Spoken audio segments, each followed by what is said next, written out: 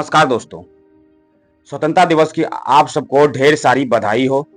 और आज हम बात करेंगे 15 अगस्त को पीएम मोदी का लाल किला से 12वां संबोधन होने वाला है और इसकी विशेष चर्चा आज करेंगे। और देखते हैं, इस बार सेना के धैर्य को समर्पित होगा मोदी का भाषण। इस बार सेना मतलब कि सिंदूर ऑपरेशन जो हुआ था उससे रिलेटेड भाषण में बहुत सारे मुद्दे होंगे। और चलते हैं, देखते हैं। ये जो आप तस्वीर देख रहे हैं ये 2024 का है, जब 11वीं बार स्वतंत्रता दिवस पर लाल किले से तिरंगा फहराए थे। और ऐसा करने वाले वह तीसरे पीएम बने। उससे पहले पंडित नेहरू ने 17 बार और इंदिरा गांधी ने 16 बार लाल किले से झंडे फहराए थे। इस बार 79वें स्वतंत्रता दिवस पर प्रधानमंत्री नरेंद्र मोदी दिल्ली के लाल किले की प्राचीर से लगातार 12वीं बार राष्ट्र को संबोधित करेंगे। इस बार भी कार्यक्रम को ऐतिहासिक बनाने की तैयारी हो रही है जोरों शोर से, और हुई भी है। सूत्रों की माने तो पीएम अपने संबोधन से अंतरराष्ट्रीय बिरादरी को भारत का विभाजन देंगे, भारत का विजन देंगे। और पूरा संबोधन सेना के धैर्य को समर्पित होगा। इसके अलावा अगर देखें तो मोदी जी जम्मू कश्मीर को पूर्ण राज्य का दर्जा बहाल करने के मामले में केंद्र के रोड मैप का भी ऐलान कर सकते हैं। और जम्मू कश्मीर के उपराज्यपाल सिफारिशें भी दे चुके हैं इस बात पे।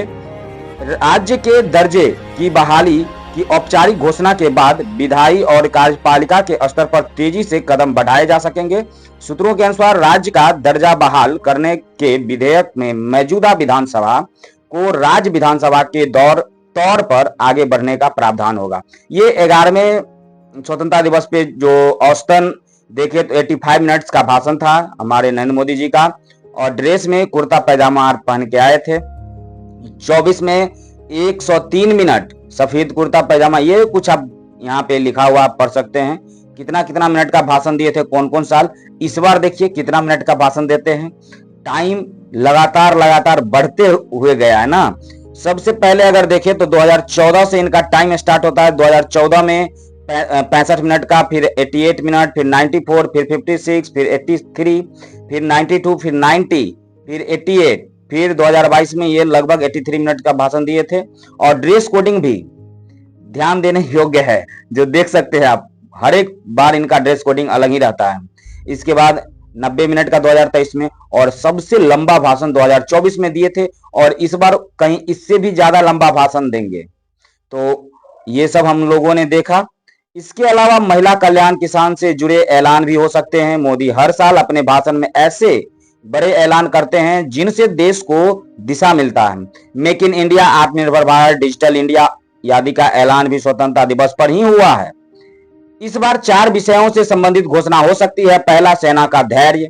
नहीं, इस बार का संबोधन ऑपरेशन सिंदूर सेना द्वारा दिखाए गए शौर्य को समर्पित होगा। मोदी आतंक के खिलाफ भारत की नई रणनीति अंतर्राष्ट्रीय समुदाय को बताएंगे, और पीएम उसके कूटनीतिक और राजनीतिक पहलू भी बताएंगे। दूसरा मुद्दा अगर हो सकता है तो राजनीतिक, मोदी महिला कल्याण की नई योजना और किसान सम्मान निधि को लेकर भी बड़ा ऐलान हो सकता है, और इसका रोड मैप भी तैयार है।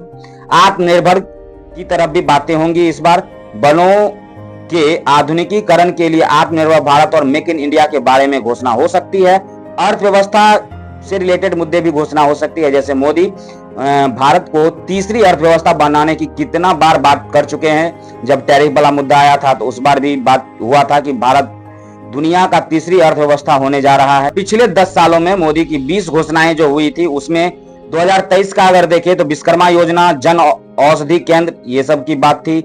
और देश को 5 साल में तीसरी बड़ी अर्थव्यवस्था बनाने की गारंटी लिया गया था 2023 में। 22 का अगर देखें तो पंच प्राण और 5G टेक्नोलॉजी की बात की गई थी। और सबसे बड़ी बात जो थी उसमें, देश की विकसित भारत के संकल्प के साथ आगे बढ़ेगा। नहीं, 2022 का ये था। अगर 2021 का अगर देखें तो बड़ी घोषणा जो थी 75वें Vande Bharat train, national green hydrogen mission, उसमें भी 2047 तक नए भारत के निर्माण का विजन तैयार करना था। तो देखते हैं कि हर एक बार कुछ ना कुछ बड़ी घोषणाएं होती है, और साथ ही कुछ बड़ा ऐलान भी होता है जो देश की अर्थव्यवस्था से जुड़ी मुद्दे होते हैं। आप इसको आराम से पढ़ते जाइए और देखते जाइए कि कैसे कैसे मुद्दे आए थे। तो ये सब जो कुछ मुद्दे थे, और इस बार क्या नया हो सकता है वो तो जब मोदी जी भाषण देंगे तभी पता चलेगा कि क्या नया विषय इस बार का है। तो चलिए, तो अभी के लिए धन्यवाद आप सभी लोग को।